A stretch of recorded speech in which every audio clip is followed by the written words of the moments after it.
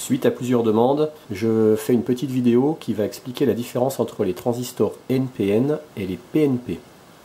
Le plus couramment utilisé, c'est le NPN. Voici donc le NPN représenté, avec ici sa base, ici le collecteur, ici l'émetteur.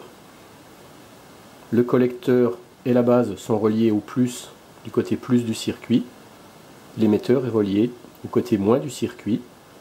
Le transistor va être passant entre collecteur et émetteur quand il y aura une tension qui sera appliquée au niveau de sa base qui sera supérieure ou égale à 0,6 volts entre base et émetteur. Ça veut dire qu'on aura une tension relative appliquée sur la base qui sera positive puisque cette tension doit être supérieure d'au moins 0,6 volts à la tension qui est sur l'émetteur. Le sens de circulation conventionnel du courant dans un transistor NPN, c'est celui-là. Le courant arrive là, il ressort là, le courant arrive là, il ressort là. Ça, c'est en fait le sens de circulation du courant positif, parce qu'en réalité, le courant, c'est les électrons, et en fait, les électrons vont du moins vers le plus. Donc en réalité, les électrons vont aller comme ça et comme ça, et le sens de circulation conventionnelle du courant, qui est le sens du positif, on va avoir deux courants qui vont arriver là, qui vont s'additionner ici, et qui vont ressortir là. Ce qui permet de reconnaître un NPN dans un circuit, c'est cette petite flèche ici, qui va de la base vers l'émetteur, donc dans ce sens-là. Donc ça, c'est pour le NPN. Maintenant, pour le PNP, il fonctionne tout à l'envers des NPN. Ça veut dire que si ils ont deux façons, on peut les représenter de deux façons différentes. Soit avec base collecteur-émetteur comme ça, soit base collecteur en bas et émetteur ici. Donc si on fait par analogie déjà entre les deux là, où le collecteur reste en haut, eh bien on voit tout de suite la différence.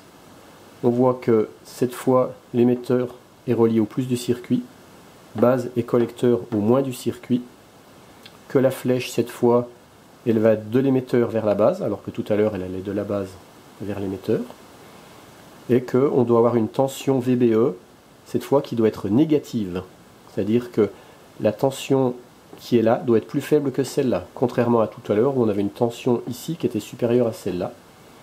Ce qui fait que si on mesure notre tension là, eh bien la tension au niveau de la base doit être inférieure ou égale à 0,6 volts par rapport à la tension ici. Et c'est seulement quand on aura une tension inférieure ou égale à 0,6 volts que le transistor sera passant et qu'un courant pourra circuler entre émetteur et collecteur. Tout à l'heure ici, on voyait que le courant, dans son sens conventionnel, il arrivait comme ça, là, et qui ressortait là. Et bien là, c'est l'inverse. On a le courant entrant ici, et puis il va ressortir une partie par la base et une partie par le collecteur. Sur cette représentation-là, on a l'émetteur qui est en haut, le collecteur qui est en bas, à l'inverse d'ici, mais l'émetteur est toujours relié au plus du circuit, et le collecteur et la base sont toujours reliés aussi au moins du circuit, et simplement la flèche, au lieu d'être en bas, elle est en haut, mais elle va toujours de l'émetteur vers le nœud ici, comme elle allait ici de l'émetteur vers le nœud. On a donc un sens conventionnel de circulation du courant qui arrive, qui rentre par l'émetteur et qui ressort par le collecteur et la base, ou ici, qui arrive par l'émetteur et qui ressort par la base et le collecteur. Donc pour résumer la différence d'utilisation de ces deux types de transistors, le NPN, pour qu'il soit passant entre collecteur et émetteur, il faut qu'on applique sur sa base une tension positive d'au moins 0,6 volts, tension qu'on va mesurer entre là et là. Et puis pour que le PNP soit passant entre collecteur et émetteur, il faut qu'on applique sur sa base une tension négative, et tension négative qu'on va mesurer entre là et là.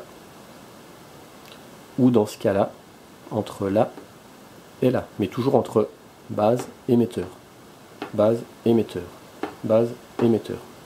Si on étudie maintenant les courants et leur sens de circulation, on va avoir ici un IC qui va être entrant.